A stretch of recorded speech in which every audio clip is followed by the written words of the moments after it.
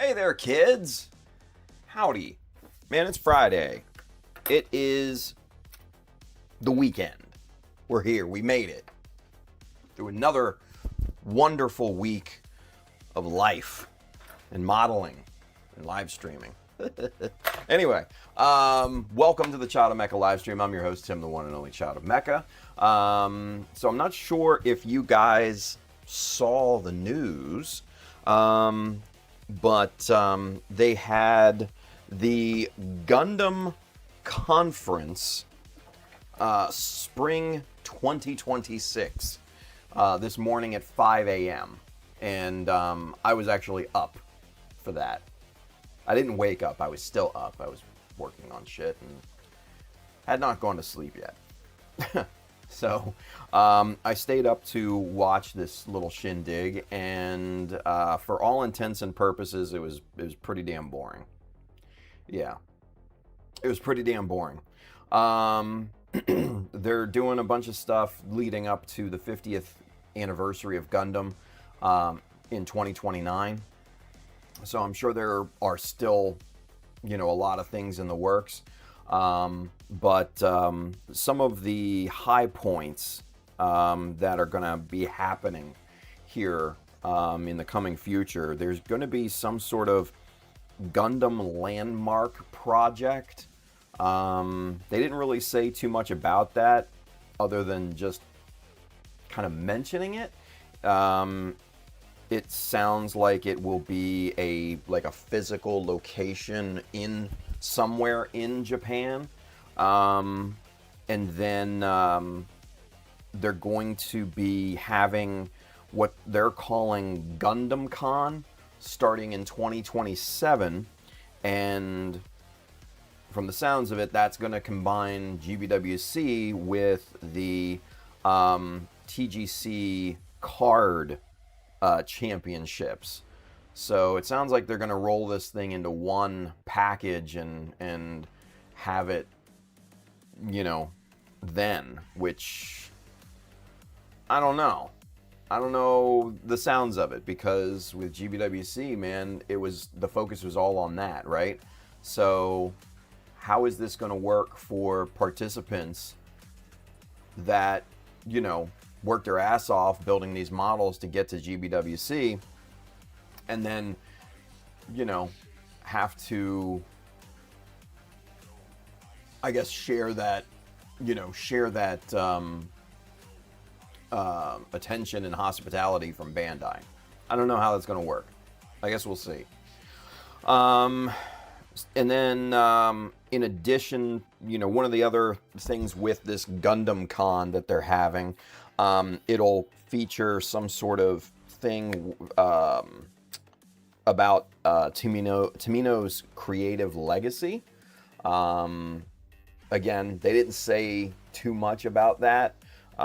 Just it'll celebrate Tomino's, vision or what have you, when it came to Gundam and everything.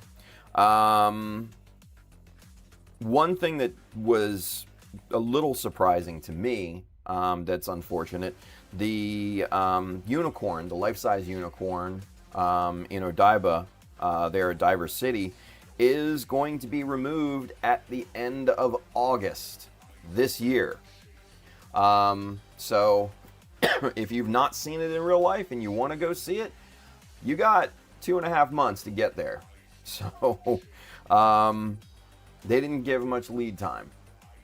I'll be honest with you. They did not give much lead time when it came to that. And then they announced 3 new animated projects. The first one, and I'm going kind of in order of relevance. The first one, they're going to be doing a new sequel to Gundam Seed. It's called Gundam Seed Zero. They said it ties into Gundam Seed Freedom, and then also Gundam Seed, the second one, which was not great. I forget. Anyway, but it ties into both of those somehow. They're also going to be putting out new Wing Gundam, which is cool. And from what they said, the one of the presenters kind of pushed the media guy, and she was just like, well, you know, that can range from, you know, a 2-minute short to 50 episode season. You know, do we have any more information? And the guy was just like, it will be long. So whatever that means. So it's not going to be a short from what it sounds like. So that's kind of cool. New Gundam Wing, I welcome that. And he even mentioned that, you know, Gundam Wing was very popular over here in North America, and that, you know, the North American audiences will be, you know, pretty pleased with, you know, the offering that they have. So we'll see on that one too. So not sure if there's going to be pandering involved, you know, a different animation style. Hopefully not, you know. Who knows what that's going to look like, but, you know, I hope they don't, you know, change up the script too much, you know, change the formula. And then the most exciting thing, at least for me, is that they're going to be reimagining the original Gundam series, reimagining the whole thing. So that sounded really cool. You know, it sounds like maybe they're going to be doing, you know, kind of like a remake of the original series. So I'm kind of excited about that one. Because, you know, if you guys have not watched the original, like, OG Gundam series, it's kind of dark in places. Don't let the campy, you know, 70s animation style and vibe fool you.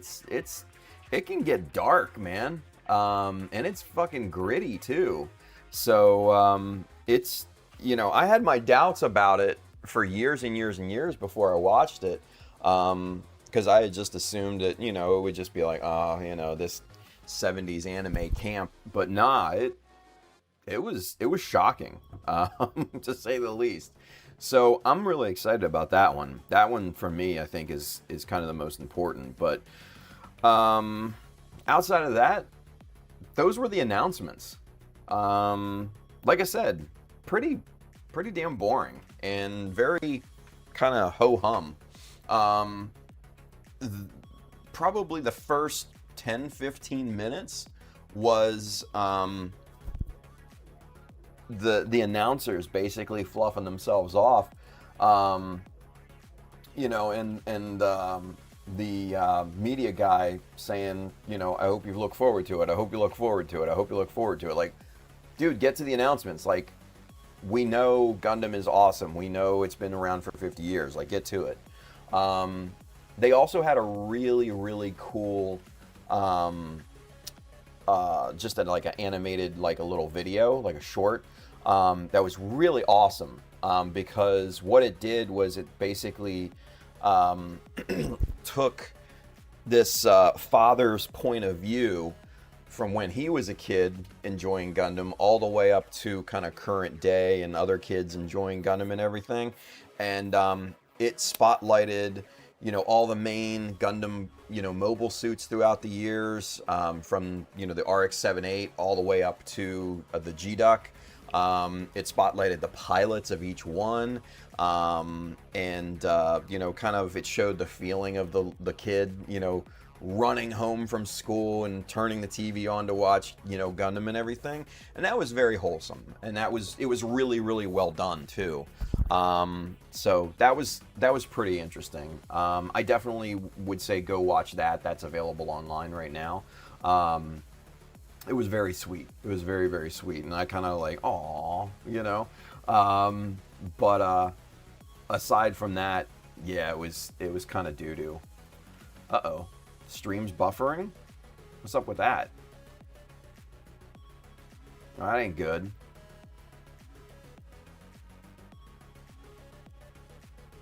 Well, that sucks. Yeah, I'm not dropping frames. Connection's stable, so I'm not sure what's going on. Maybe YouTube. God, I hope not. Let me see.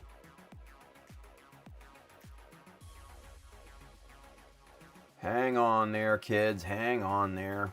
Oh, yeah, there it is right there. right on the front page. The Gundam thing. All right. Right there. All right.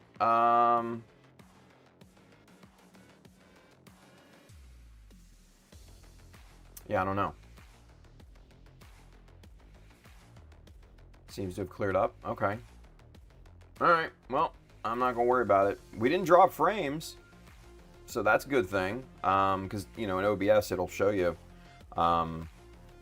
you know, if you drop frames or not, and we're sitting pretty at you know, internet speed and everything. It's not dipping or nothing. So yeah, I don't know. I don't know, boys. I don't know. Anyway, I do not know. YouTube gremlins again. Yeah. Right. Ay, ay, ay. All right, good deal. But yeah, so I'm excited about the remaster. Looks like Enrico's excited as well. Remaster of the original series is definitely the most exciting announcement for me too. Love the classics. Hell yeah. Hell yeah. So yeah, it's good stuff. It's good stuff. So yeah. Anyway, all right, you kids, let's get into it. Let's show you. Oh, I forgot. So we did some testing yesterday for the multi-stream. That went really, really well. Charles Dodge helped me out over on Twitch, and that is looking really, really good. The new multi-stream plugin seems pretty simple and you know, easy to set up and easy to run and everything. So yeah. So we should be starting to multi-stream probably sometime next week. I just need to wrap my head around all the shit that Twitch has, because there's subs and bits and power-ups and all this other shit that it's just like, what the fuck, and raids and everything. And I just need to get kind of my head wrapped around all that and learn, you know, what all that crap means. So we'll spend some time, well, I'll spend some time this weekend just kind of familiarizing myself with all of that stuff and, you know, get all that set up and everything. So, here we go. Boom. And then, let's see here. How's this thing looking? There we go. All right, cool. So one thing, I did do something off stream, and I'll show you here in a second. Let's go super zoom so you can see a little bit better.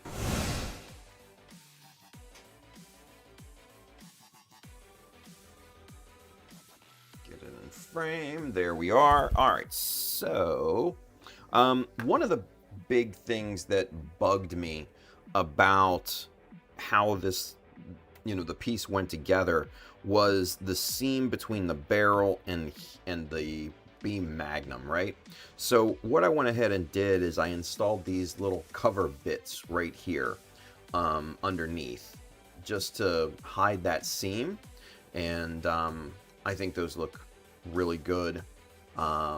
They fit in perfectly, you know, they fit the, you know, the little chamfer here on the drum and everything really nicely. So very, very happy with how that looks.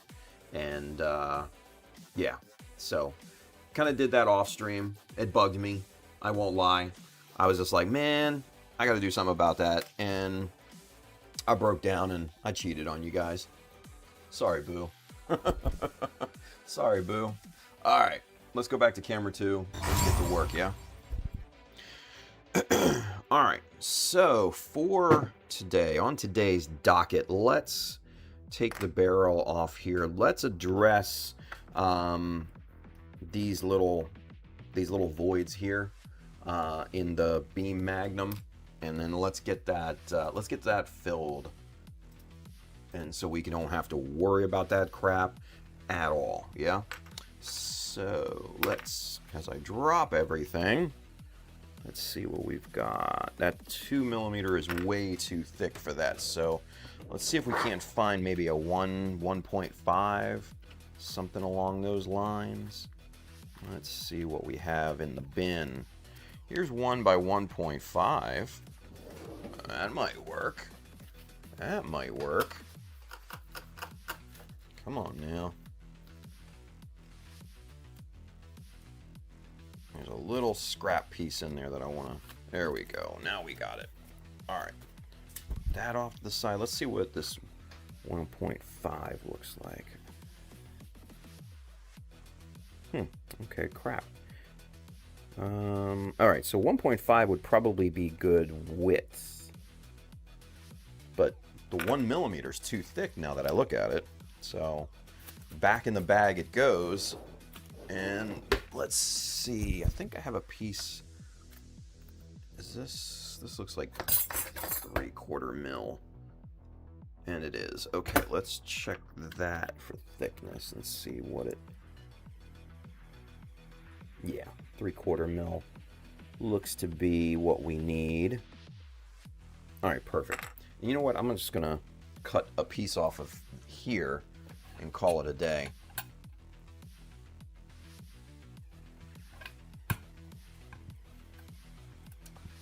Rather than digging in the crates, we're gonna just do that.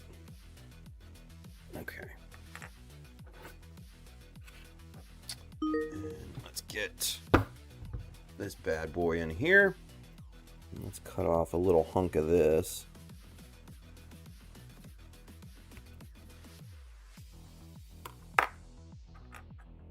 Let's see, that may be too thin.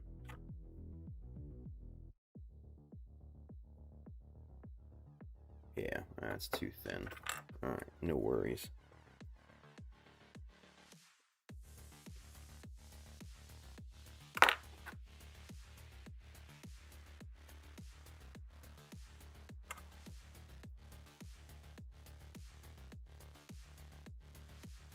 There we go. That's the ticket right there. That's what we want. All right, so what we're gonna do here is the little dab of super glue right there on that opening.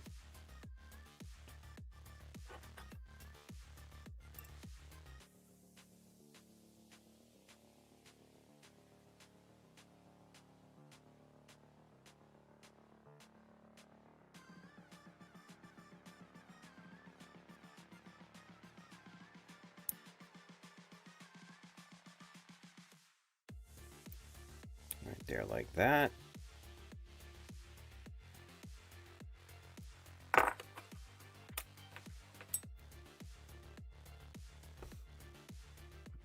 Let's see if we can get this. You know what? That's not going to be a big deal. He said with trepidation. All right, so we'll let that cure, and then we'll make sure that everything fits, especially the springs inside there. That's my main concern at this point, is that the springs still fit. That's too small.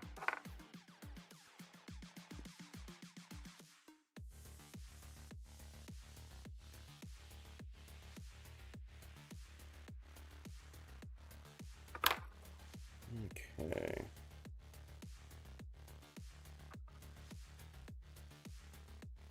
Here we go. That's the size we need.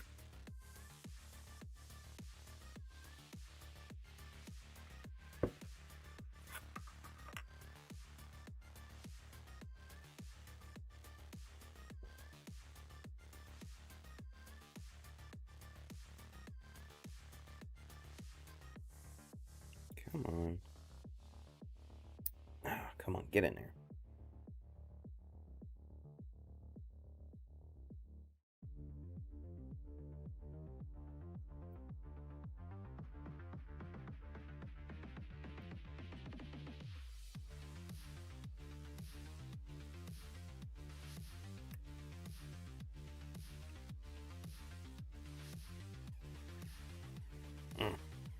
Come on. There we go. All right. Just a wee bit more around the sides there, just to try and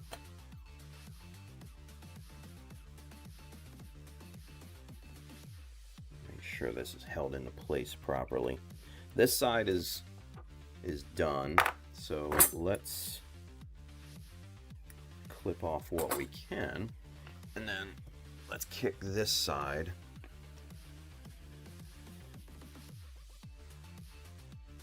There we go. Just that, so that way we're not gluing our fingers to the piece. So, yeah. Oh, man. All right. Oh, Brandon. Hold on. Brandon, I got you. Don't worry about it. I got you.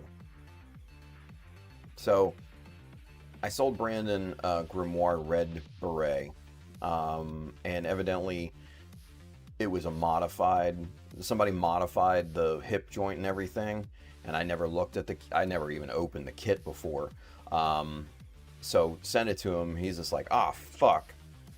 What's this asshole selling me here, right? So, Brandon, I got you, don't worry about it. So, yeah, you're in good hands. I got you. Because I got two other grimoires that I looked at, and they have the same exact runner. So, yeah, you're taken care of. Don't worry about it, dude. Don't worry about it. I got you, son. I got you. All right. So, let's get this dried off there.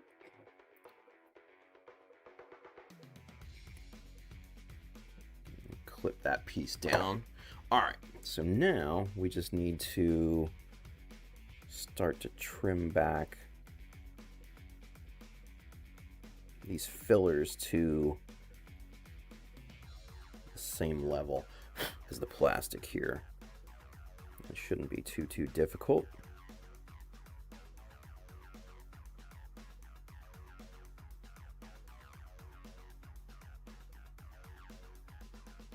There we go. Good enough. We'll get the God Hand file thing in here and go to work on this.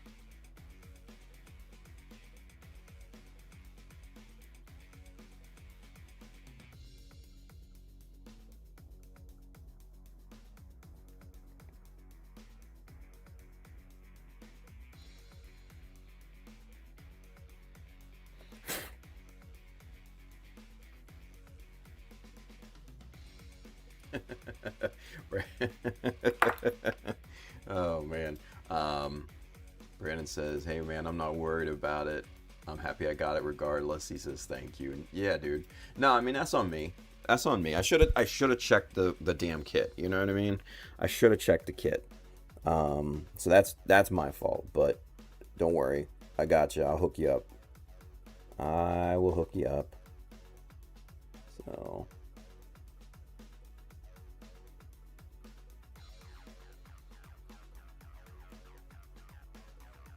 alright, just trim as much of this crap down here as possible. Alright, so I'm a little worried about the inside there, and we'll check that here. Actually, you know what, let's just go ahead and check it now since we're putzing around with this thing.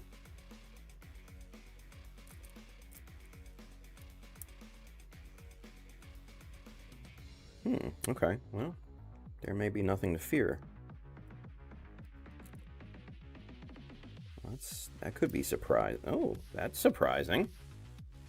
Oh. Oh. Oh. Ooh, okay. Well, let's just double check. Yeah, wow, okay. Oh, well, okay. Well, shit. If anything, those little pieces clamp onto the springs pretty nice. There's no movement on this. There's only very little movement on this one. So, shit. Happy accident, I guess. Yeah. All right, rock and roll. All right, let's get these springs out of here. Off to the back. Off to the back.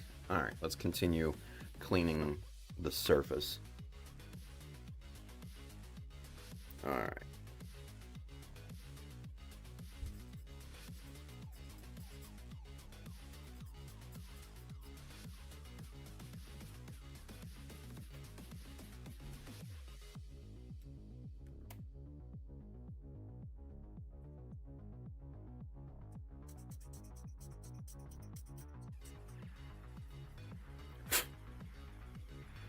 Okay. I'll tell you what, man. This little God Hand file thing is a treat to work with. Even though this thing cost $40, which thankfully I inherited this little guy. I'll tell you what, it comes in handy. I won't lie, it does come in handy. Yeah, and see, that just made really short, quick work of that that piece, that super glue on this side. So, damn. All right. I didn't know I needed one of these in my life, but I guess I did. Jesus, that was quick. Wow. Yeah. All right. Very cool. Very cool. All right, just get the dust and burr off of there. Same thing over here. And there we go. Jesus. All right, cool. Well, that was a lot easier than I thought it was going to be. And then there's the fill-in strips. We got that done. We got these little cover plates done.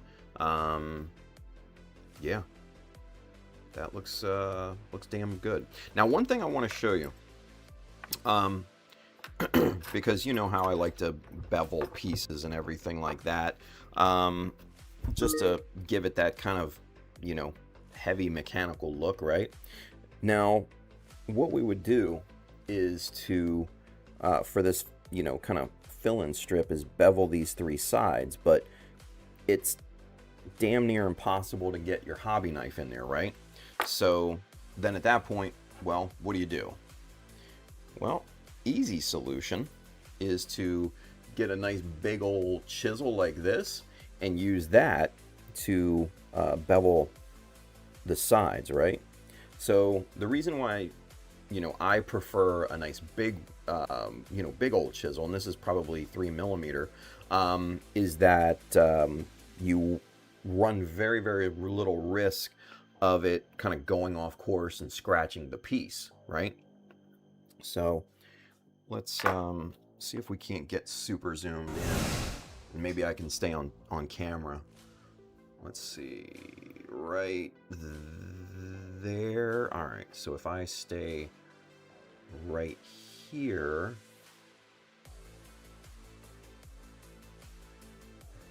there we go.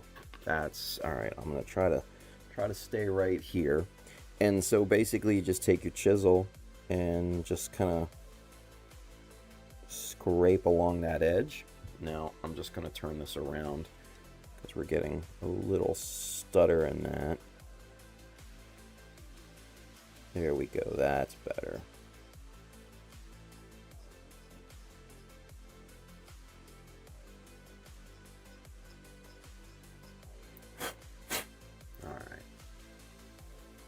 So you can kind of see there in the shadow and highlight of how we beveled this bottom edge there, right? Yeah, you can kind of see it. Yeah, there you go. So this works really well in those kind of hard to reach areas, because you're basically going you're going straight in, rather than at an angle, what you would need to with a hobby knife to scrape this down, or any sort of, you know, dedicated scraper at that point. Come on, you.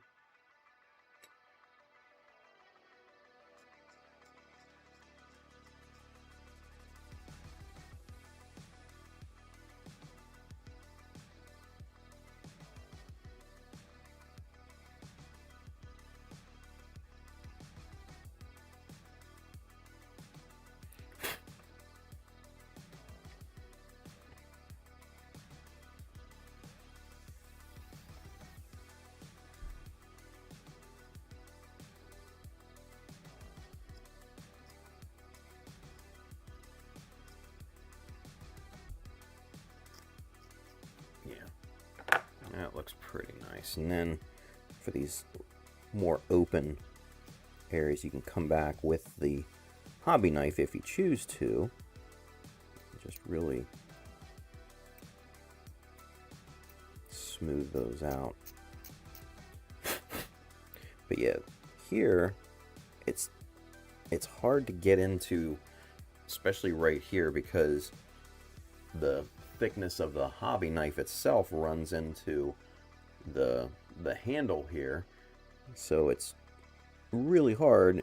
So you're basically stuck getting on this bottom edge of the hobby knife to use your scraping, but then the length of the blade now runs the risk of running into the piece itself, which I'm not very comfortable with, and I don't trust it. So that's why using a big old fatty chisel comes in super handy.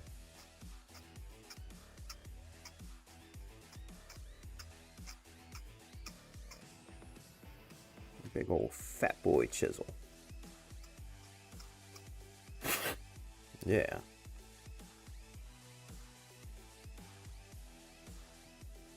Just kind of clean up this other side.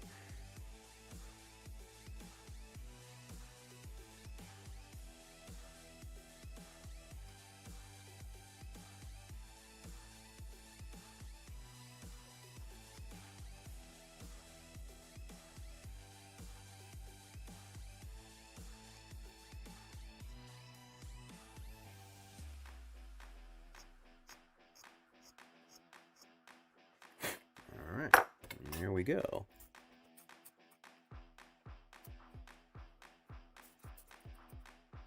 Yeah. Very nice. Very nice. So now we put that together. That's looking good. Like it should be there. Right? Basically like it should be there. Very nice. Alright. Excuse me. Alright, so I really like how this has come together. Very pleased with the look. Very pleased with the look. So, all right, let's get caught up here real quick. Let's go back to one. Let's see. Apex Nerd is with us. He says, "What up, Gunpla Nerds? What's going on, dude?" Let's see. Brandon says the stickers were commandeered by my 3-year-old, and the airdrop immediately went on his closet door. Nice. I love it. I love it. He says, I'm going down the rabbit hole right now. Might be talking myself into a very expensive pizza oven / food trailer for another business. Holy shit, dude. Whew, boy. Anywho, Charles has a question for us. We have a question. He says, have you thought about painting the springs in a glowing plasma coil style? Could even add some hand-painted object source lighting. Probably not. Probably not. I like the look of this, and I don't want this to... I don't want the springs to detract from the mobile suit itself. You know, I don't want it to distract from the Shiki. I want the Shiki to be in full attention mode, because that's, you know, that's what I want people to look at. I want people to be like, oh my God, it's copper. It's amazing. It's beautiful, blah, blah, blah. Right. And I don't necessarily like to go overstated with the weapons. Even if they're scratch build, even if I spent, you know, hours and hours and hours working on them like I have with this thing, I want them to be a complement, you know, to the mobile suit. Now, don't get me wrong. This weapon, fucking amazing. It's cool as shit. Probably one of the better weapons that I've made in the past. But at the same time, I still want it to complement the, you know, actual mobile suit. So, you know, I don't want to necessarily do anything crazy with the paint job on this thing, just make it look nice. And then, for like object source lighting, yeah, I don't really do anything like that. That's just not my style. It's not my wheelhouse. So, yeah, something like that is, yeah, probably not going to happen, Charles. But I mean, it's a good suggestion. Don't get me wrong, but yeah, it's just not me. It's not my style. So, I like paint jobs, obviously. Like airdrop. You look at the weapon. I spent a lot of time customizing, the rifle for the Jesta, making the box mag, making the new grip, the whole 9 yards, and made it, a heavy piece of machinery that looked really badass, right? But at the same time, the way that I painted it, it was still just a complement, to the mobile suit.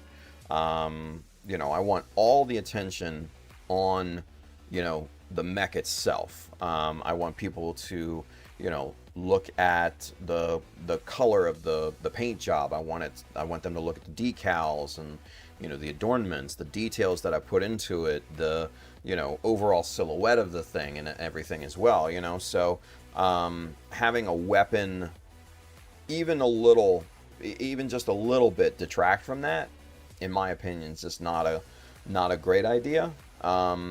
Personally, that's just my own take on it. Yeah, my thought is it just should be a complement to it. It should be an accessory, to the suit itself, and that way it's it's all one kind of cohesive look, So, but yeah, I mean, good suggestion though. Good suggestion. All right, good deal, kids.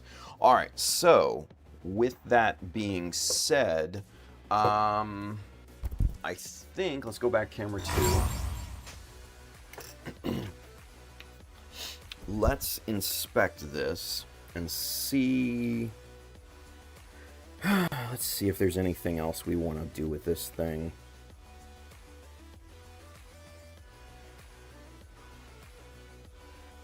Let's look at the Aura gun for reference.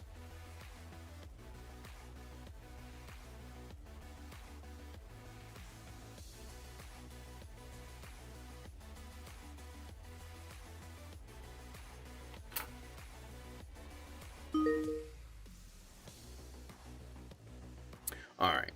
So one thing that I always like to do, and I don't know why I like this kind of feature or whatever you want to call it, but too big. I like to put kind of a strip at the bottom, and that's more. It's an aesthetic thing, but it's also, if say if the mobile suit's in close combat, right, and they still got the gun in the hand, and they haven't gotten to their beam saber or close quarter weapon or anything like that, having this this kind of aggressive little knob down here, you can just boom, kind of pistol whip your opponent at that point. So I kind of like adding that, that little knob at the bottom there, just for that purpose. And so yeah, I think that's what we'll kind of finish up with on this one. Come on now. Come on now.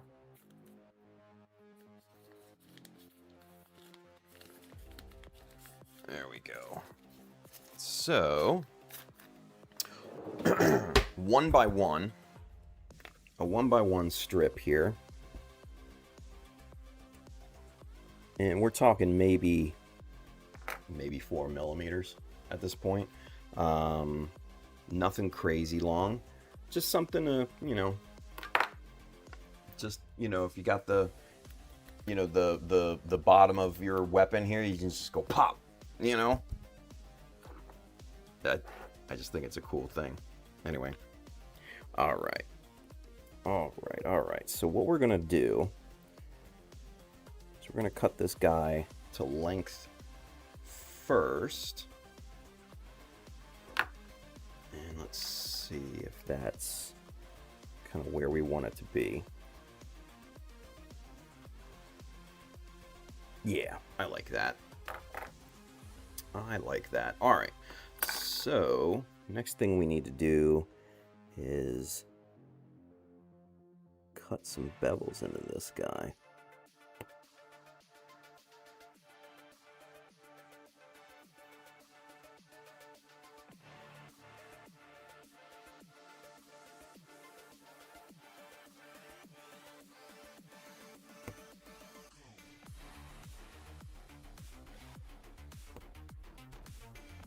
Okay.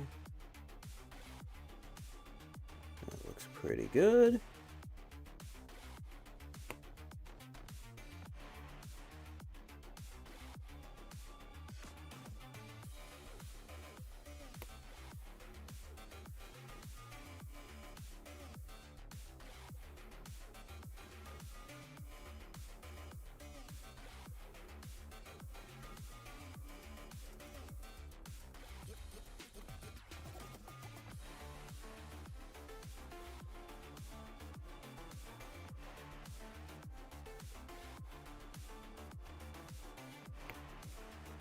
There we go. It looks to be pretty straight. Yeah, good. All right, cool. Excuse me. All right, so we've got our little kind of shit kicker knob here. Let's little dab of super glue right there. Nothing crazy. And then we're gonna get our little piece here. Bloop. And just kind of dip that just ever so slightly, get the excess off of there, and then place this thing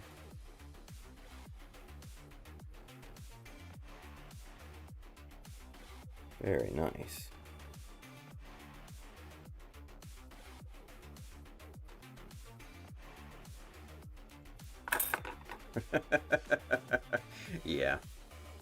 Yeah. I mean, it just adds just that little touch of aggressiveness to the bottom there, you know? Nothing wrong with that. There's nothing wrong with that. I like that. Just, you know? All right, I dig it. I dig it quite a lot. All right, let's put a little kicker on this thing. Let's get the glue dried. We'll clean it up, and then I'm thinking initial construction on this guy may be done. Then we can kind of get into detailing, like heavy, like minuscule detailing. All right, let's get this dried off here.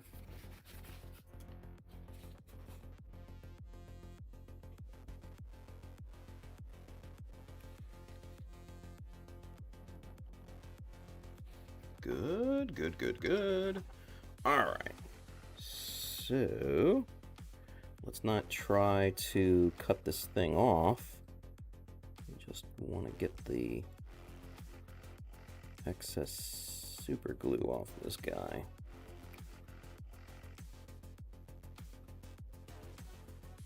There we go. Just a little on this side.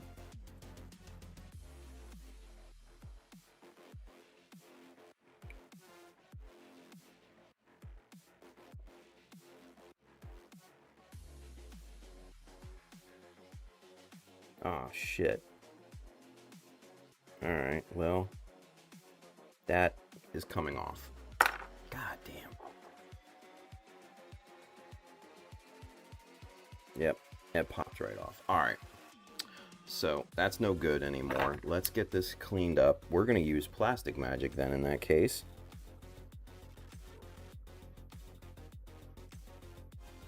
That sucks.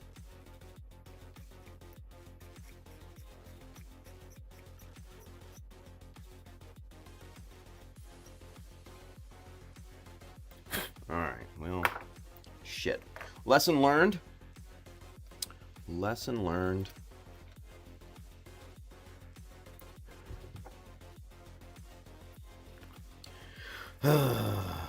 Sometimes that happens.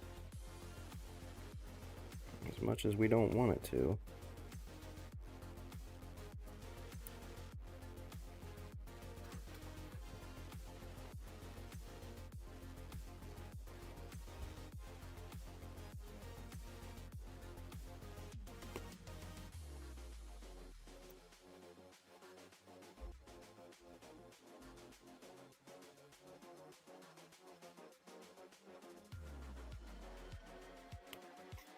There we go.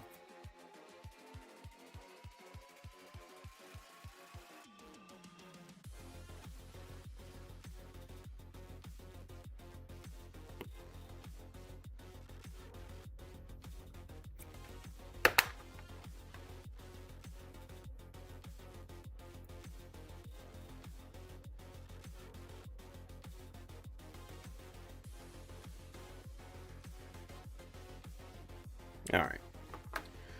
Let's do it the right way here.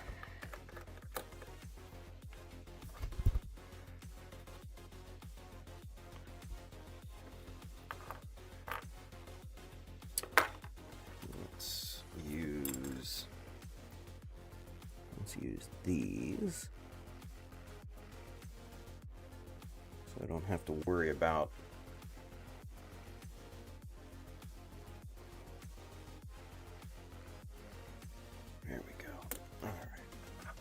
one more time here.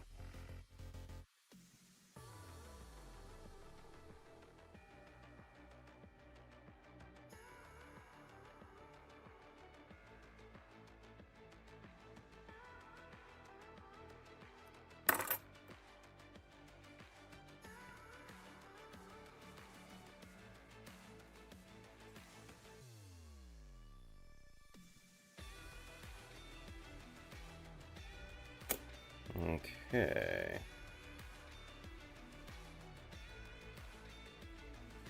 Alright, cool. We got some squeeze out there. That means it's bonding.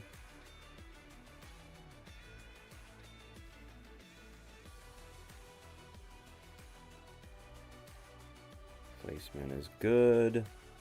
Yeah, alright. We're in better shape now. We're in better shape now. Alright, good deal. Oh, let's see. Gundam Guy, huzzah, caught it live. What's going on, dude?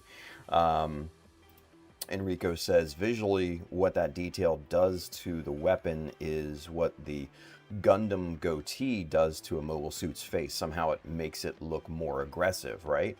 Yeah, I mean, that kind of chin bit there. Yeah, yeah.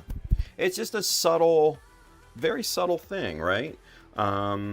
It's because it's not, you know, this grandiose detail or anything. It's just something small. You know it's there. You know what it's going to be used for. And, yeah, I don't know. I like adding that to, you know, my custom weapons and stuff. And with a lot of the Gundam weapons, they actually have that on there. Whether that was an intentional, you know, kind of nod to that, you know, thing or not, but a lot of the weapons have that on there. Now, the original Shiki weapon does not, since it, you know, folds down and everything. But I have seen many that have that, and I'm not going to go digging in the crates to look for examples. That's worthless at this point. But if I remember correctly, the Mark II beam rifle has that little bit, the little detail on the end of the handle, you know, on there as well, if I'm not mistaken. So, yeah, I mean, it's canon, you know, it's canon. So why not run with it? So Alright, good stuff. Excuse me. Alright, so just want to take a look at this thing one last time, just to make sure we're not missing anything.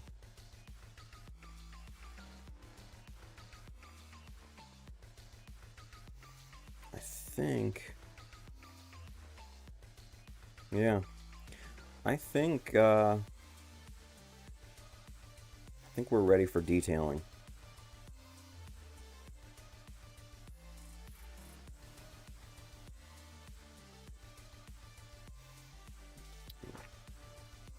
Clean this up here a little bit, little glue squeeze out right there.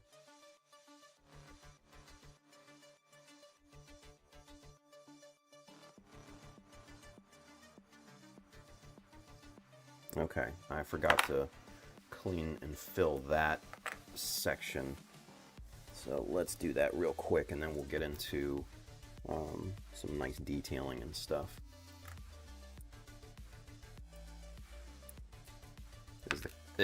Detailing is kind of the part that I love the most. You can let your imagination run wild and everything, and it's just, yeah, it's so much fun. So much fun. Alright, so just a little super glue here on the palette, and what I'm doing here, this this plate that we installed here, I guess I forgot to fill and sand the sides there, so that's essentially what we're doing right now, is just quickly filling that in. Just a little dab of super glue.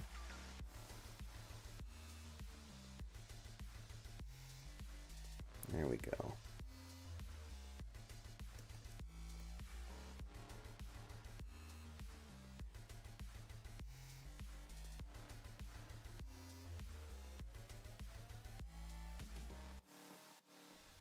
All right, perfect. All right, and I'm gonna let this cure, and then we're gonna start to do some work on the weapon barrel here. All right, so first things first, we need to bevel some surfaces here. So we need to get the connectors beveled. So we're gonna start with that.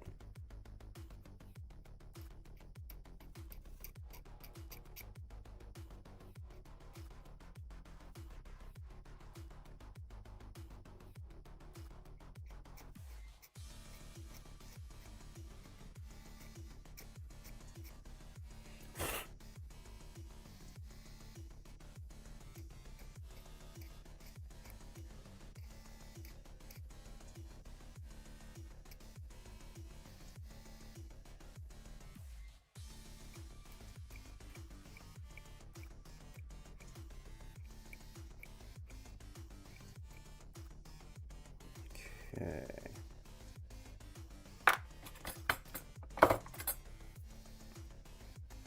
Just beveling the corners of these pieces just make it look a lot more, I guess, realistic or lived in or anything like that. Like it's meant to be. Like it's meant to be there, right?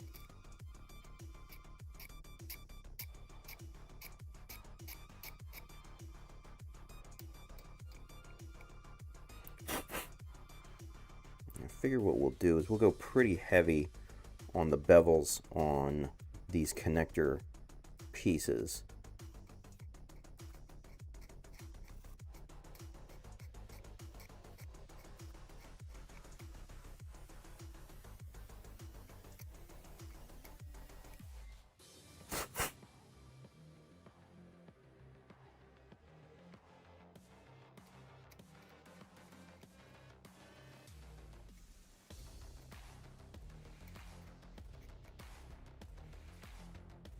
Yeah, that looks good.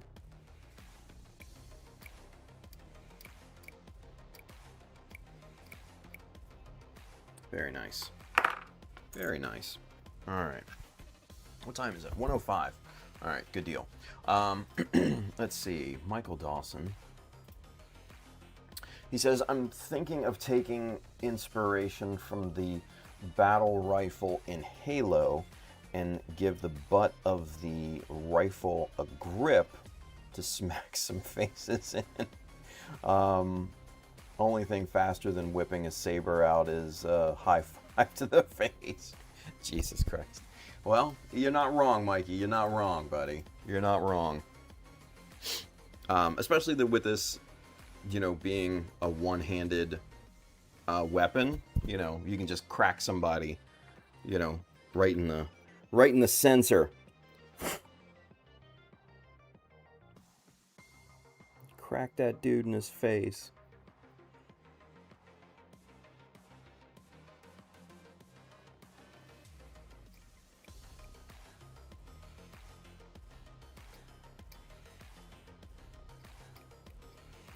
Alright.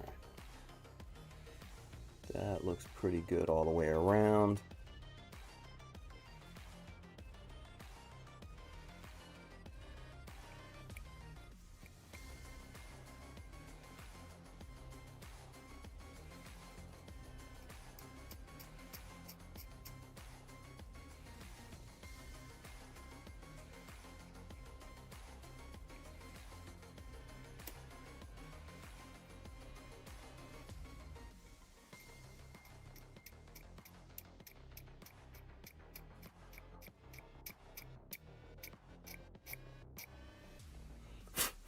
Like I said, we're going to go heavy on the bevels for these.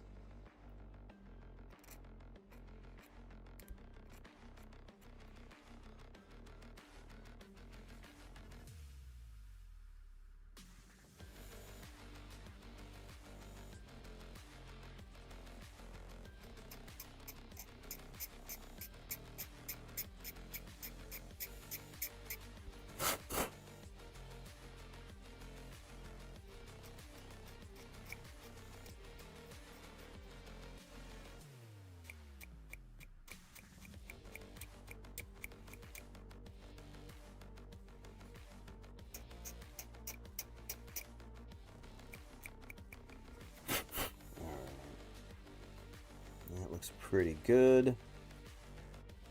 Fairly even.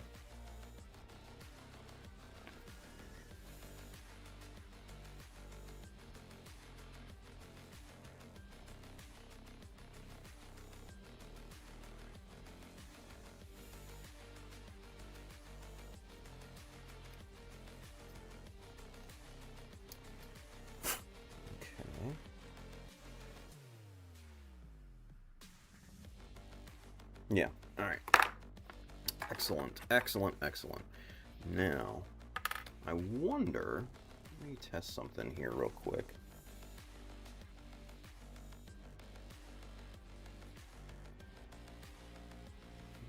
Yeah, no, okay. A guy can dream. Anyway, all right, let's just see if we can't even everything up here with the chisel. Just nice and light pressure.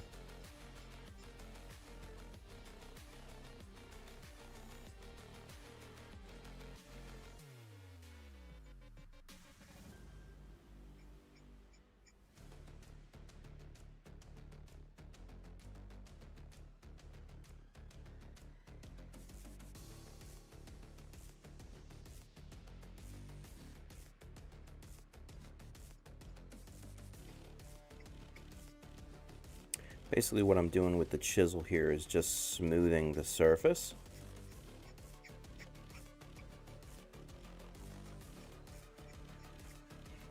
There we are.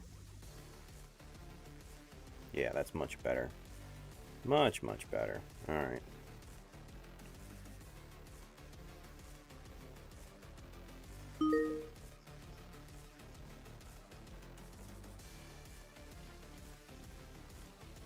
Okay, so, all right, you kids, now, what I want to do with these connector pieces is put in some notches, right? And what I'm thinking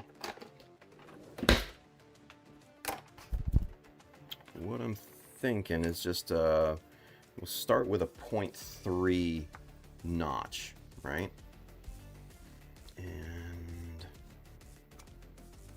there's that. Is this a 0.3?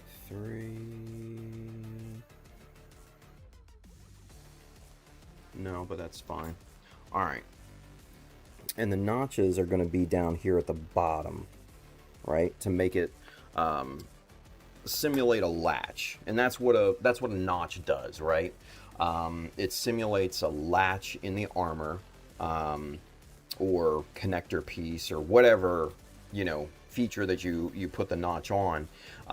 It simulates a latch to be able to unlock that panel so it can come open, or, you know, whatever, so that maintenance can, you know, get in there and, you know, fix whatever's broken, right? So that's, you know, that's the importance and significance of you know, notches in kind of the scribing world, right? So we're gonna put some of those right here at the bottom, and I want to figure the placement first before we jump into it. So this is about 10 mil. So I'm thinking about 2 millimeters on each side. We go in.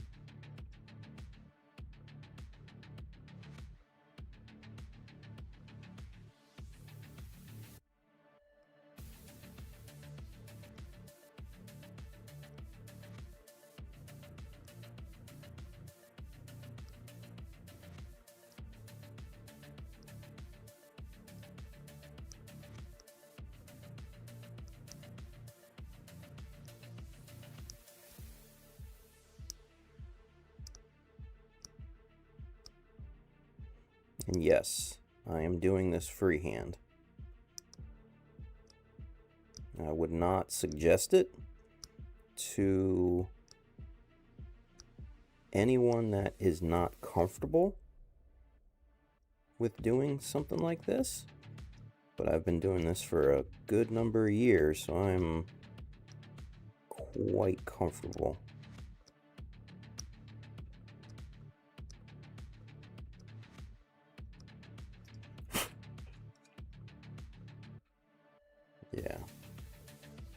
Yeah, that I think is gonna look really, really good. All right.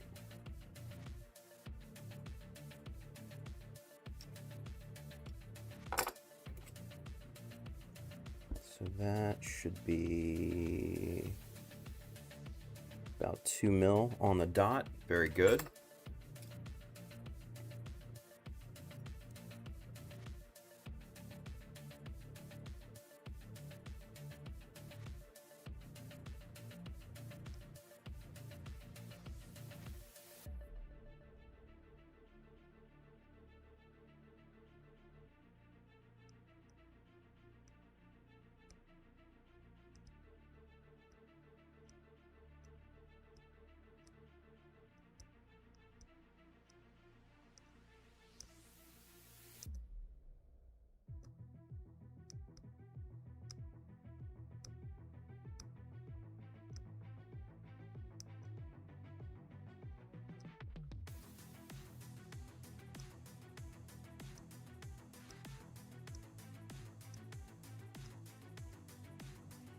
All right, let's see if my spatial awareness is still there.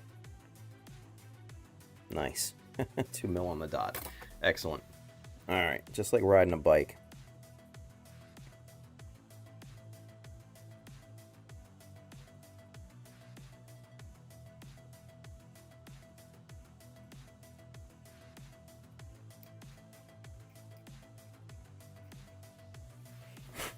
Okay. Yeah, that looks pretty good. Let's see. Yeah. Oh, yeah. Yeah. Okay. So let's get let's get super zoomed in real quick so you can kind of see um, what this looks like. Yeah. All right. Let's see if we can. Yeah, you can kind of see it there in the shadow, right? But that looks really freaking good. Let's get the rest of this in here so you can kind of get the full picture there. The full Monty. Yeah.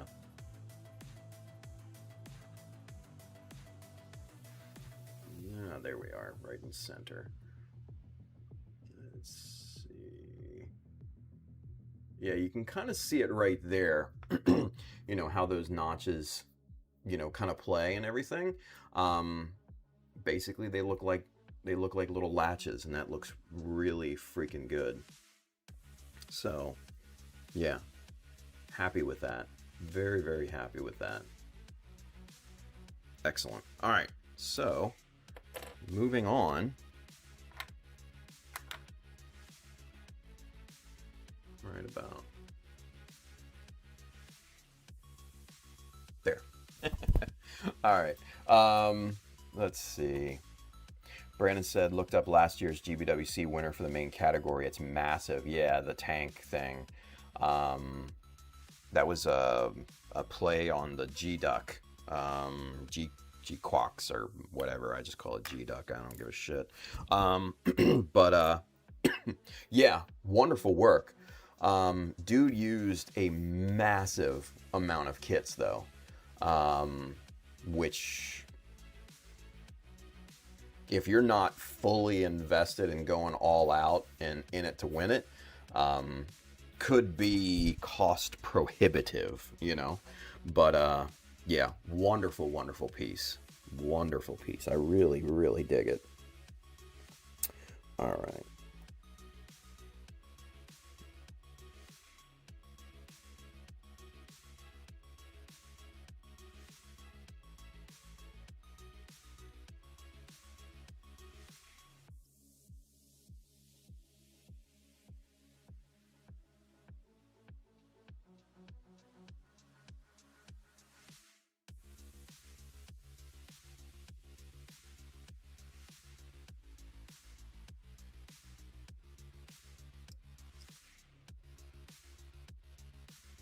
Now, this is another thing that you should not ever do unless you are comfortable, is push in with the chisel. You always want to drag away for the most part. But again, I've been doing this type of stuff for many years now.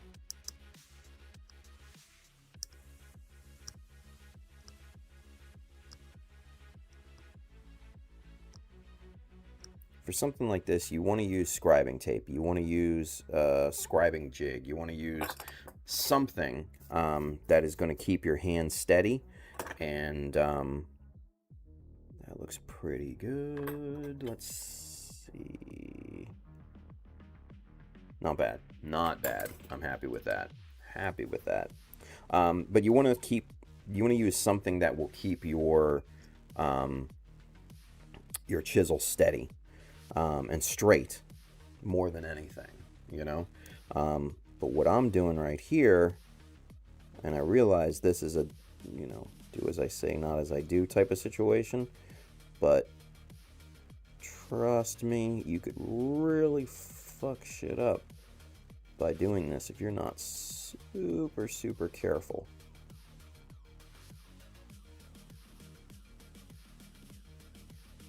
Because the risk that you run in pushing is what's called blowout.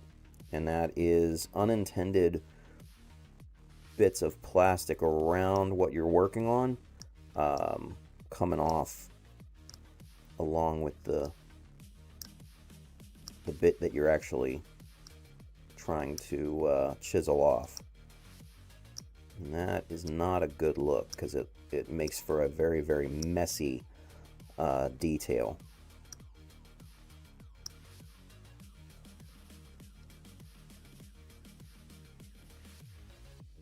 nice.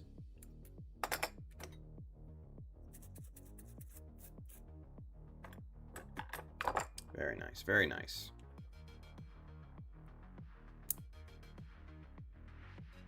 Okay. And there's the other side. Looking good. Looking very, very good. Yeah. Very good. All right. Sweet. Sweet. Okay. So,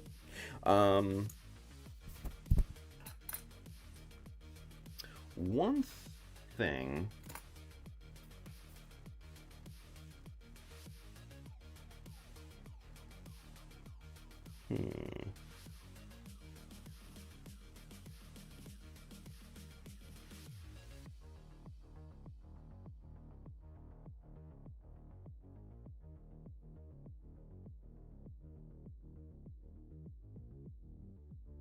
okay.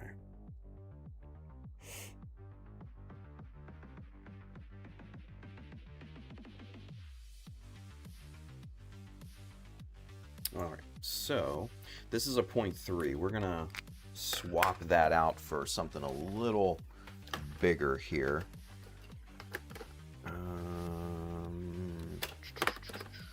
There we go. There we go. Trusty 0.6. So we're actually stepping up the size, right? Now what I want to do is put some notches along this kind of front bump out piece, right? So we're gonna do that here.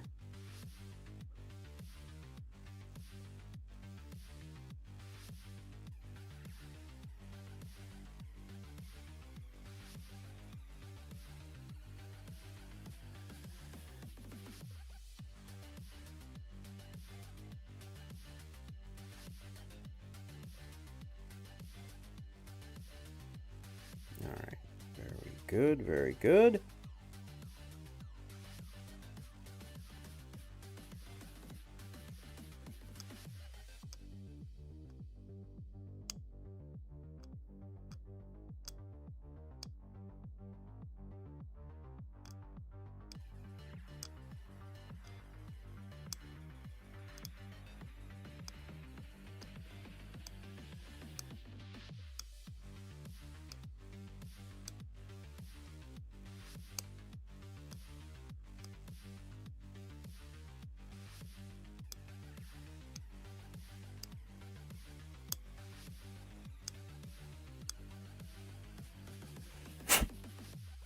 Very nice so far. Alright, so now we've got our notch set in there. Now we just need to kind of even it out.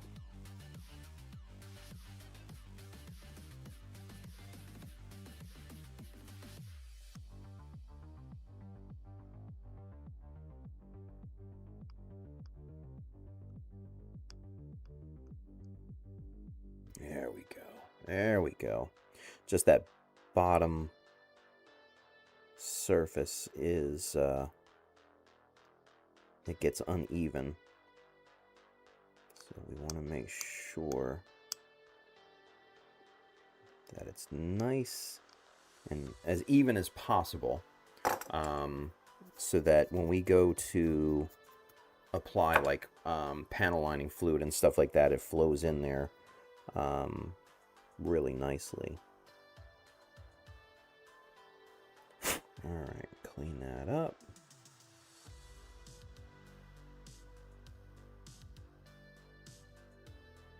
Get all the junk out of the corner.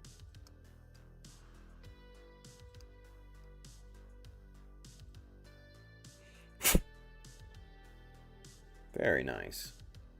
Very nice. Come on, where's the shadow? I mean, it's right there. You can hardly see it, but it's there. Once we get the panel lining fluid in there, you'll be able to see it much better. But Yeah, that's looking really good. That's looking really good. All right, cool. Now, let's do the same thing on the other side here. Oh, Handren's with us. Watch out, everybody. Whoop. Good afternoon, gentlemen. Yo, Tim. Looking nice. Thank you. Thank you, Handren. I appreciate that. Handren, I know you had seen the the episode the other night where we invoked your name, but I wanted to show you kind of what we did here for the pipes and everything. So,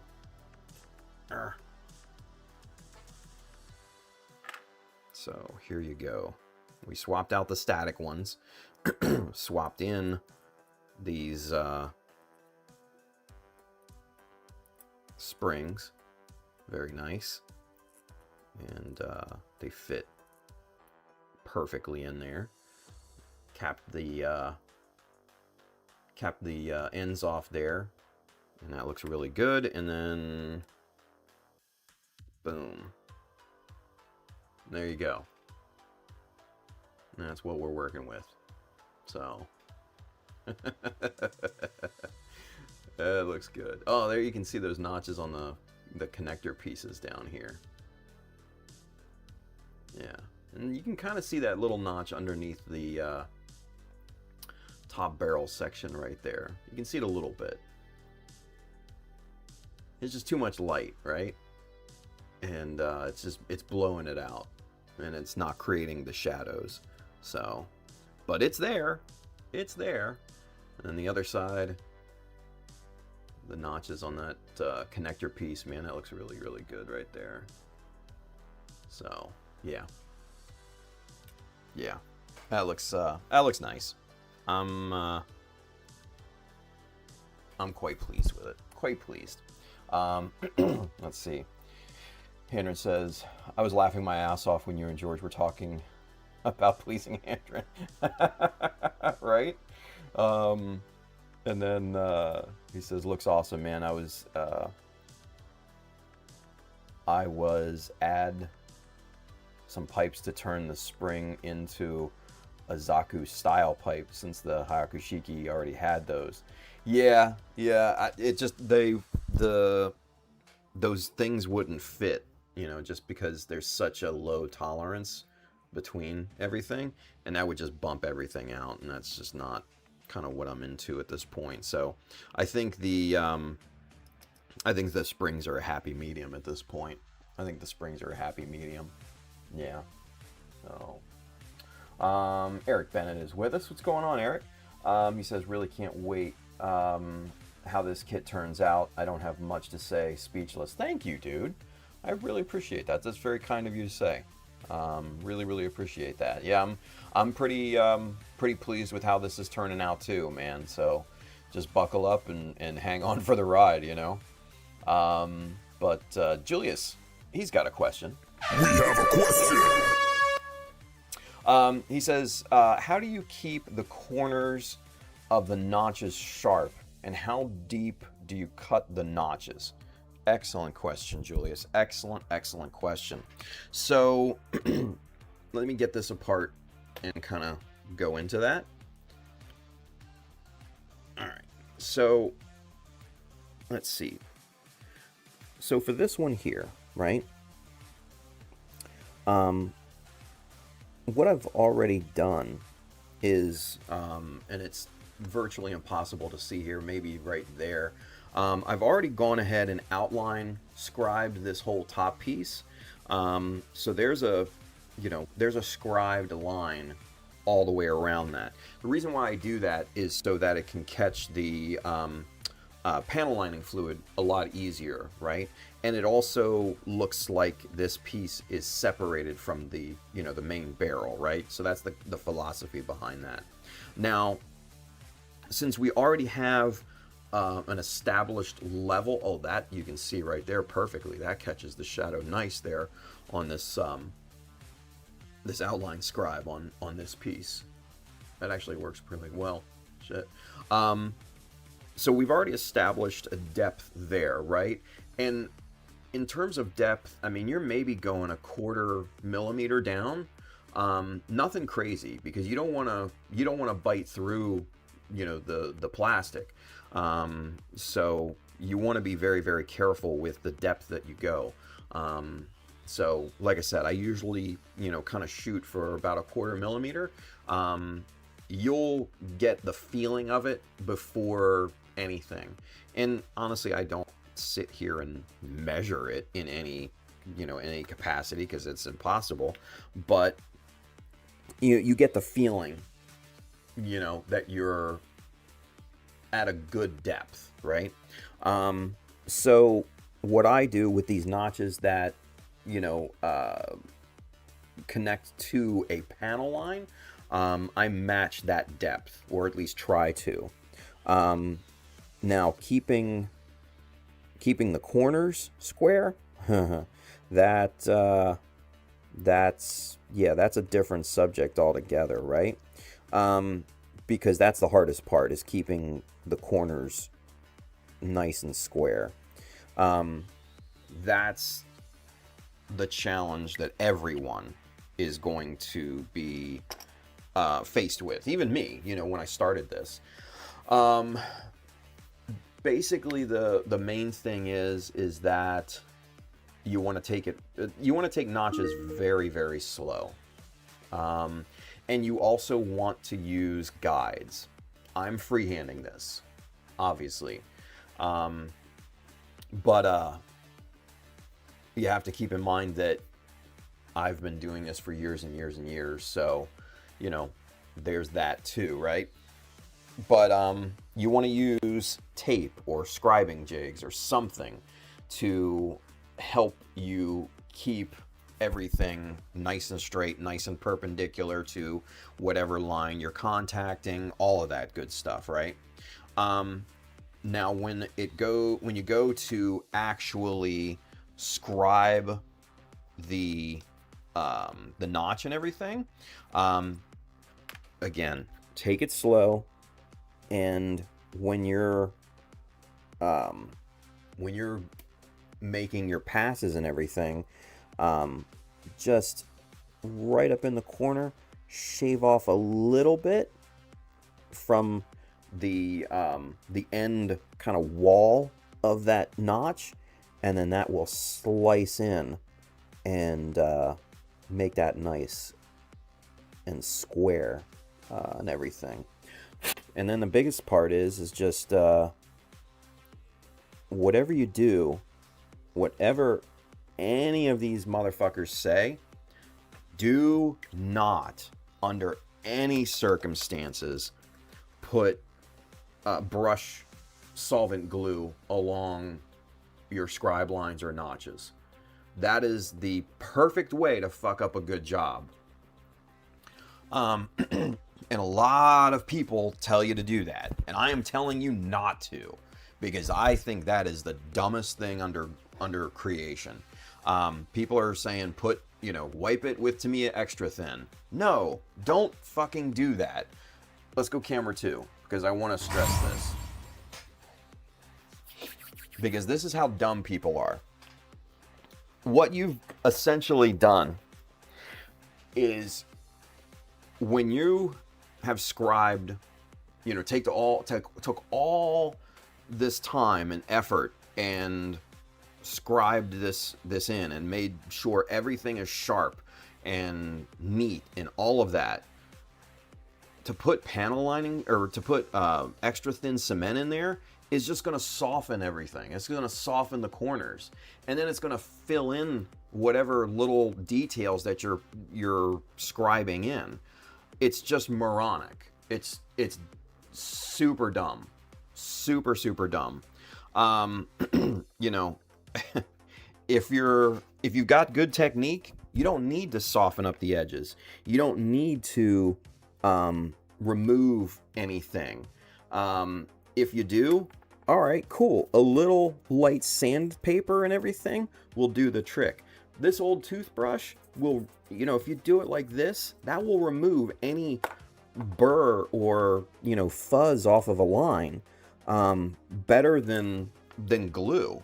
It's so dumb, and I don't know why people do it, and yeah, it's not a good idea. So yeah, don't do that.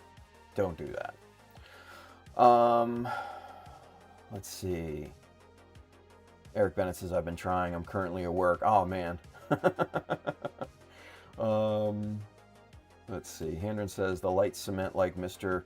Cement S and SP will smooth the shit out of the lines and take care of any burrs left. Yeah, nah, dude, I'm not. It's not. Yeah. You're not going to flood the lines. You only run a thin. No. Still. No. It's not a good idea, Handren. It is not. Trust me. It's not a good idea. And, you know, to each their own. You can do your own thing, but I'm going to tell you right now, it's a dumb idea. I agree to disagree, but it's a dumb idea. You know, I think the results that I've put out there speak for themselves, and I've never done that shit. And yeah, it's not the way to go.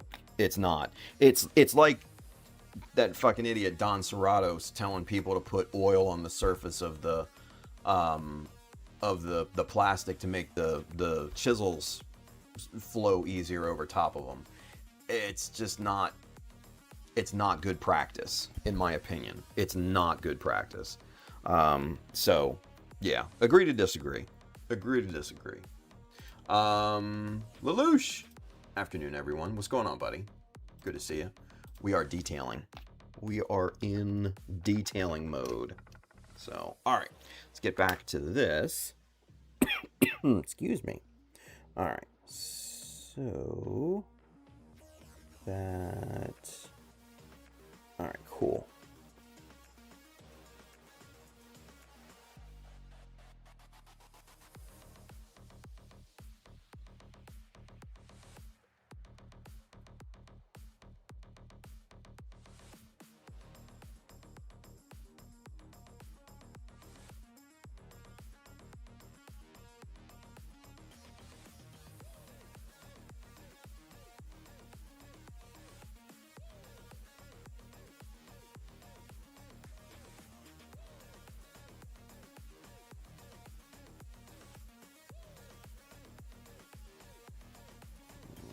Okay, there we are.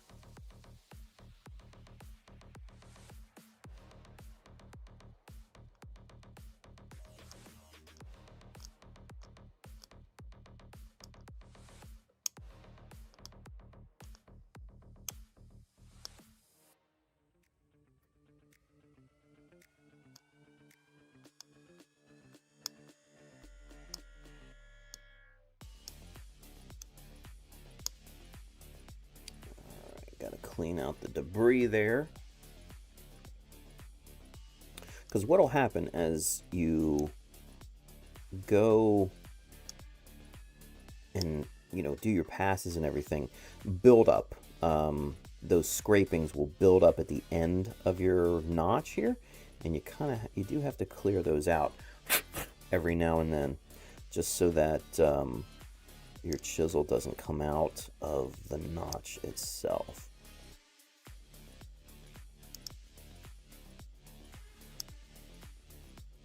There we go. Nice. Spin this around, come in from the other side. It's not being stubborn there. There we go.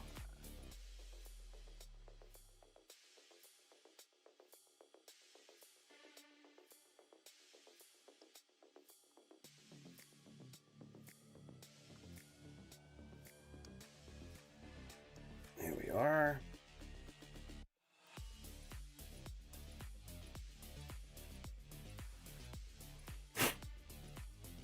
Very nice. Very nice. Very sharp.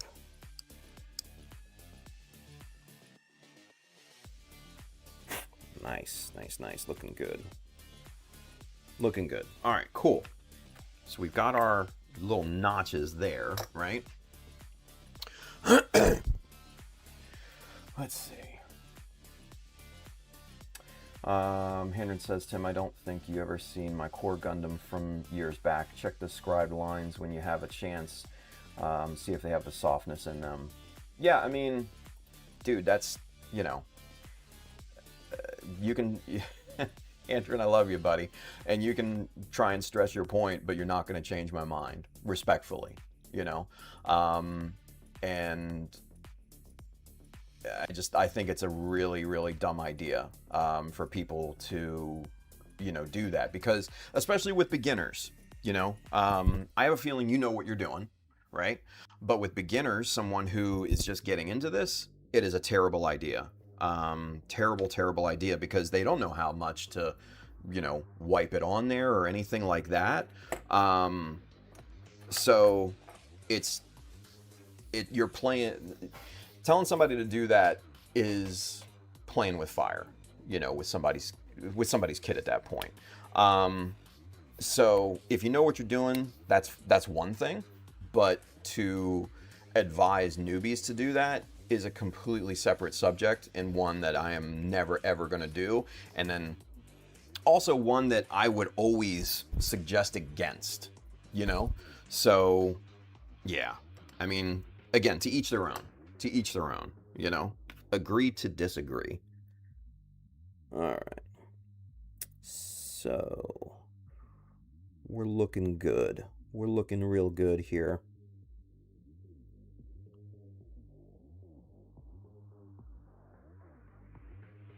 All right. So, what do we want to do next? Got this all beveled there. Eventually, we're going to have to bevel the front end. We're going to have to put the barrel opening there too.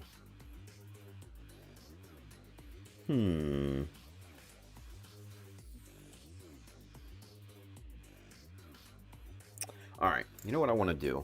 I want to do something fun here. I'm gonna put some notches right up here.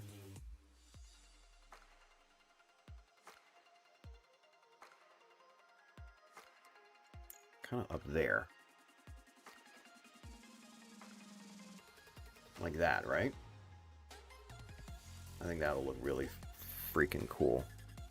Now, before we do that, I want to get the bevel laid on this edge so that we're not having to skip over the notches, you know what I mean? So let's do that first.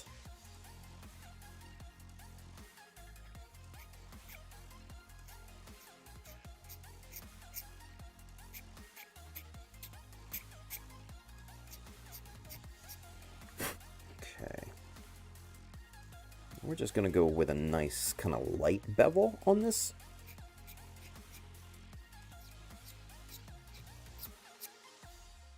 Yeah, there we go. Yeah, that's good. That's good. And then we'll do the same thing to the other side here.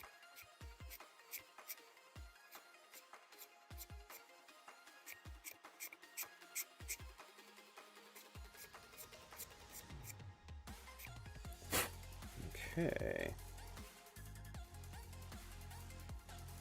Yeah, very nice. Okay, cool. So, now for this operation, I do want to make sure that everything is perfectly symmetrical. So I am going to measure the notches here. So, come on.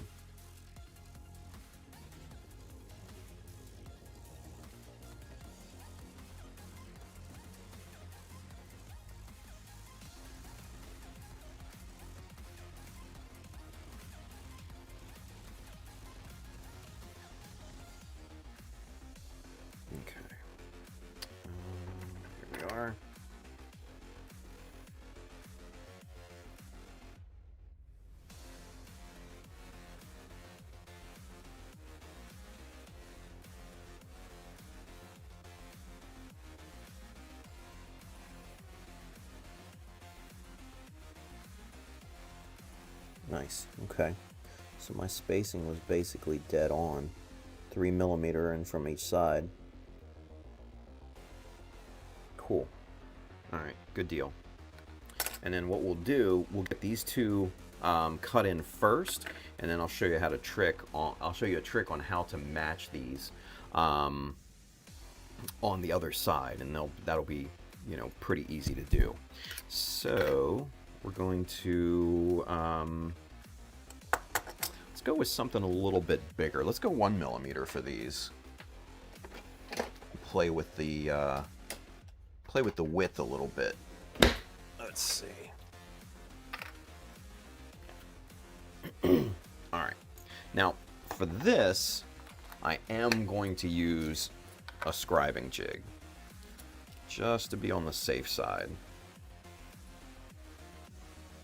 There we are. Because we're using a big 1mm chisel, and I don't want to take any chances here. So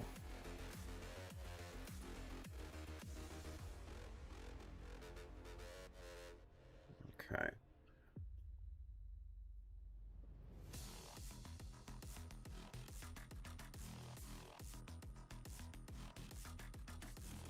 Right there.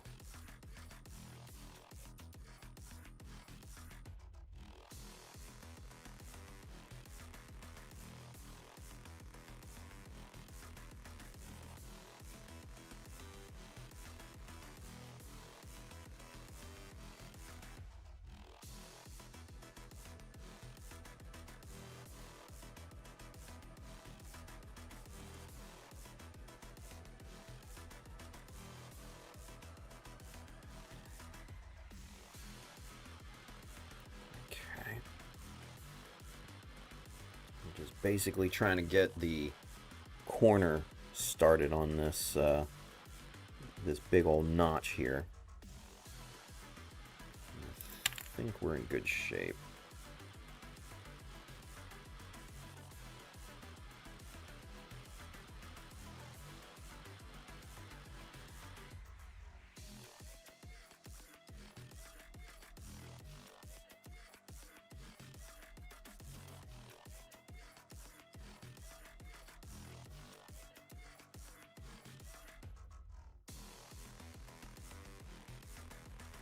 Setting in like this is probably the most crucial part when something, when you're doing something like this, when you're doing a procedure like this. And what I mean by setting in is getting the boundaries of the notch kind of cut in and everything.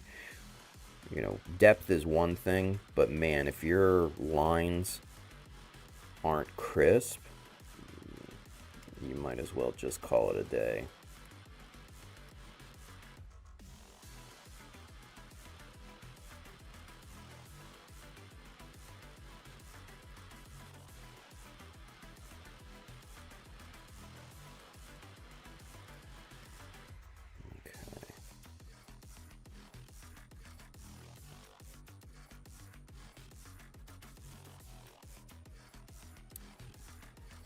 Very good. Very, very good.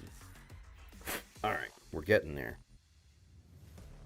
And this is time consuming too. The set in, because like I said, it takes time.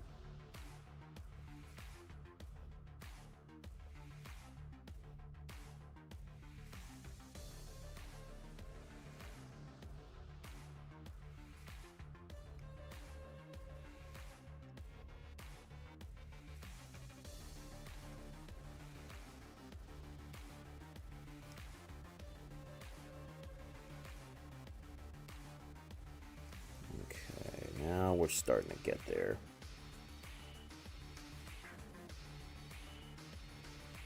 Now we're starting to get there.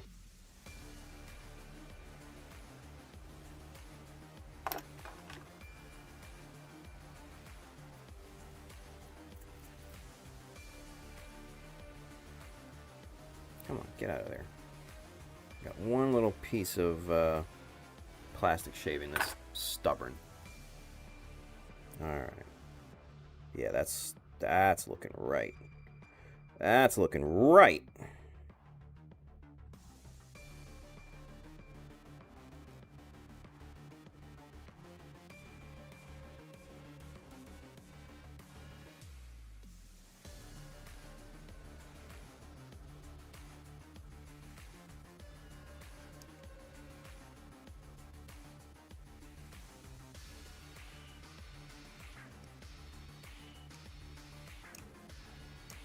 Alright, now we're getting the depth set. We've got our actual notch set in. Now we're just going for the depth.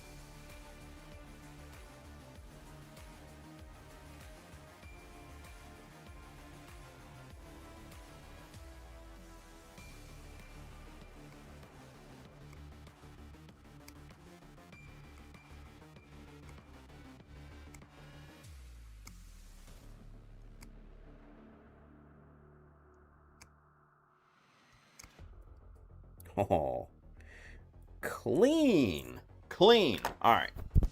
Very clean. Very clean. All right. Let's go. Let's see. Brandon says everyone has their own practices and they need to weigh out the pros and cons, experiment, see what works for you. Sure. Absolutely. It's like telling them to freehand, as you say earlier. Actually, I told him not to freehand. Yeah, I told him not to. And like I said, don't freehand, like I said earlier, unless you actually know what you're doing.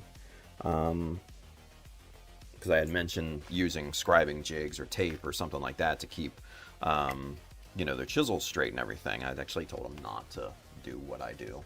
So, yeah.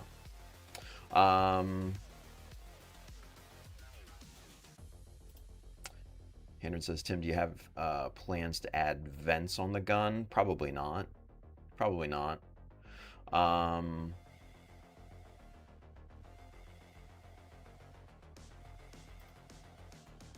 Super zoom. Yeah, we're going to.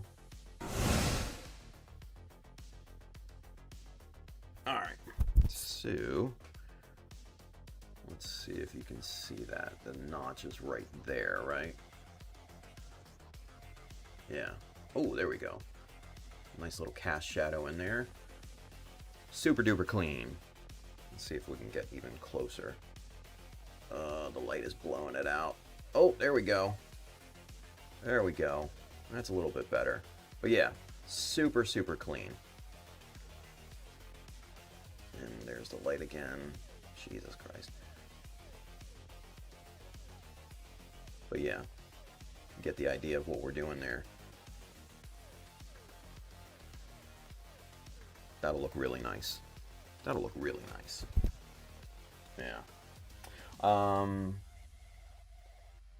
Enrico says, yeah, I meant you told them not to, just like with the cement and the lines, all right? There you go. There you go. Giovanni's with us. What's going on, Giovanni? He says, if you're going to scribe freehand, might as well doing blindfolded. Yeah, right?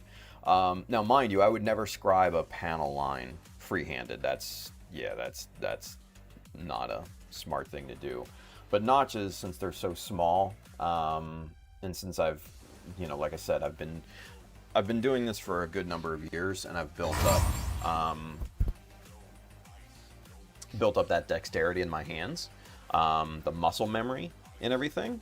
I kind of know how the chisels and the plastic are gonna work with one another.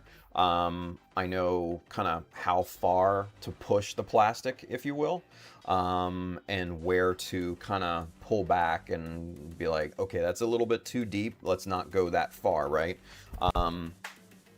With this type of thing, it's all about micro movements, right? And you need to build that up, that muscle memory in your hands. You need to build that up, just like a surgeon. Think about it that way. A surgeon, when he's cutting somebody open and performing surgery, he needs to have maximum dexterity in his hands to be able to, cut, precisely, in little areas or whatever, right? Same type of thing with this. A surgeon needs to know how much pressure to put on a scalpel, to cut appropriately, all of that stuff. So it's the same practice, but instead of, a human body, we're dealing with plastic here. So, that's the kind of philosophy behind this thing. And, like I said, that's one of the reasons why I do freehand a lot, is because, like I said, I know kind of the boundaries of what I'm working in, the limitations of the material that I'm working in. So yeah, it's one of those things. So, all right. With that said, let's cut in our. Actually, we're getting low on time, and I don't have a lot of time afterwards, so I don't want to go late. So what we'll do here with the scribing jigs, let me show you that trick. Like I said,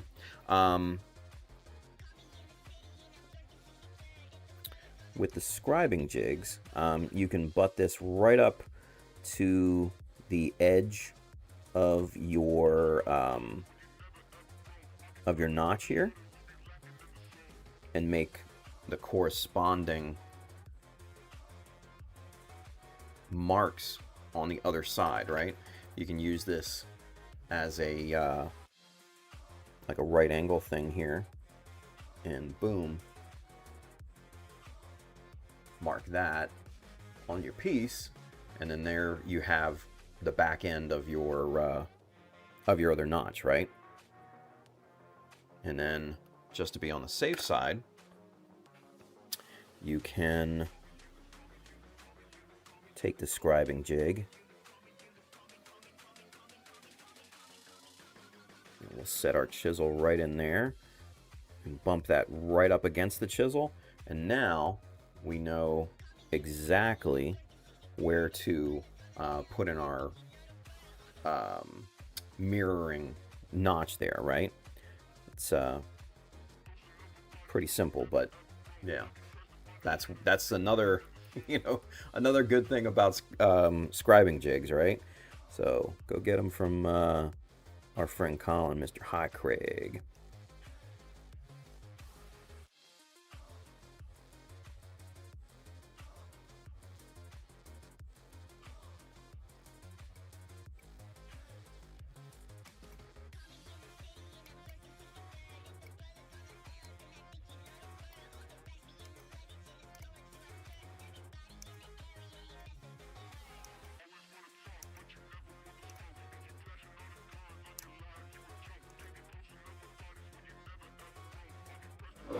Whoa! Heyo!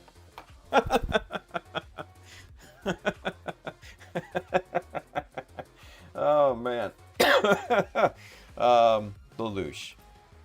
He's coming in with the super chat. Thank you, buddy. He says, "Hey Tim, by the way, thank you for always answering my questions wholeheartedly. Yesterday, you and the community's insights always push me to do better." Aw, thank you, bud. I appreciate that, dude. I really do. Thank you for the super chat. That's very appreciated. Very appreciated. Well, that's what we aim to do. That's what we do here. That's what I like to do. Is make sure the questions are answered in the realest way possible. So all right. Let's get this continue to set in here. There we are.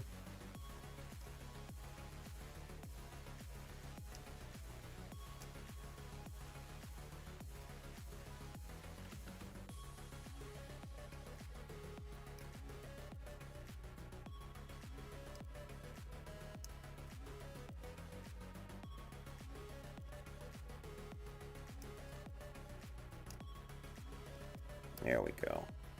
Now, obviously, what I just did was more the right way to do the setting in of the notch, right? And we'll go back to super zoom here once we get this, once we get the depth of this set in. But yeah, using a scribing jig, man, oh, it makes every aspect of this process so much easier.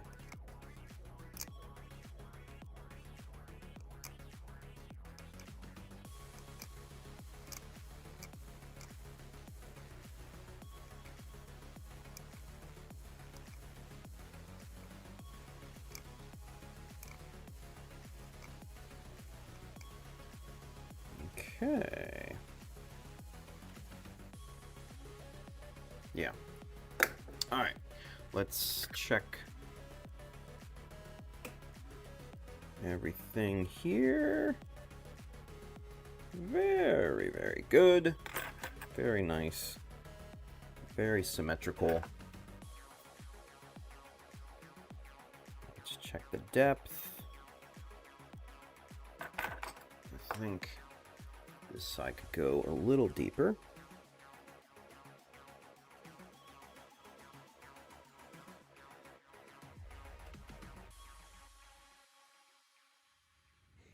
And by depth, I mean height of the actual notch, not the depth into the plastic. I probably should have said that better.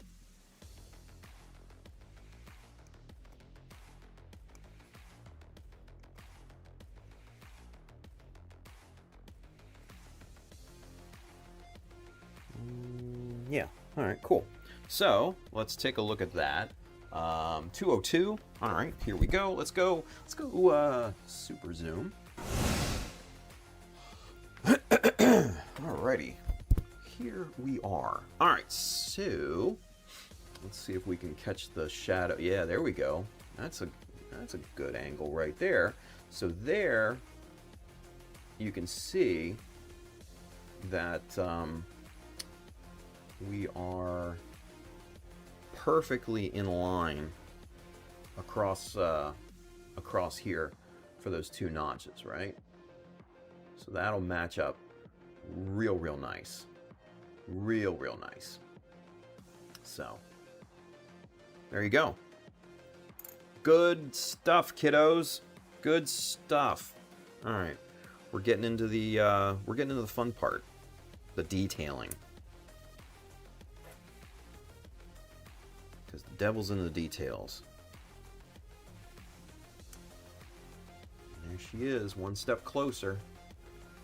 One step closer. Boom. Very cool. Very cool. Yes. Let's see. Lelouch says Tim always spends 30+ minutes answering my questions on stream. I owe him some. Aw. Either I ask too complex of questions or they're just that good to answer. Oh, I mean both. Honestly, dude, both. Let's go get back camera one, yeah?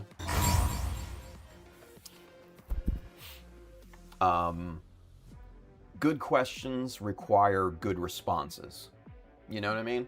So I have zero problem, you know, taking 30 minutes to answer a question that will help someone move forward, you know, in their modeling journey.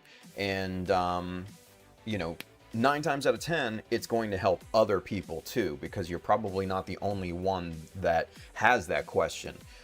You may be the only one brave enough to ask that question, right? And that's important. You know, when it comes to, you know, something that you're not familiar with or you're not sure of, it's always important to ask the question. So that's why I have zero issue, you know, taking the time to, you know, answer questions in depth. You know, I want to make sure that you guys are armed with the knowledge to move forward and maybe even hopefully down the line share that knowledge with someone else that wonders, you know?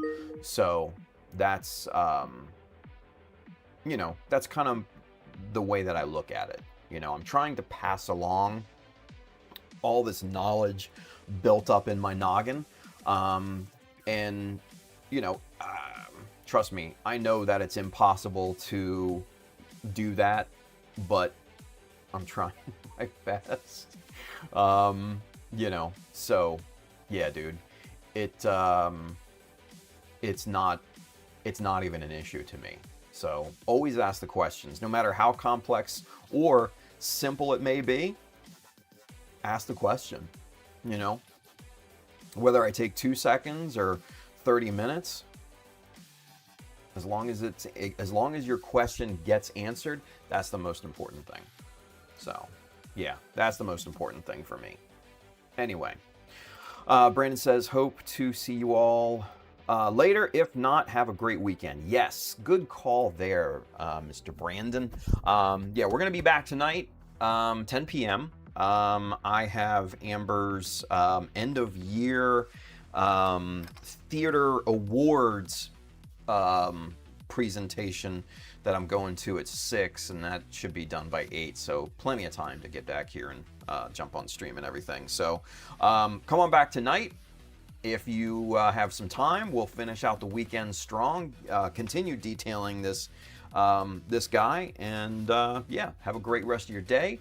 Go out and build something cool. Always ask the questions. Always ask the questions. Anyway, all right, you guys, I will see you later. Take care.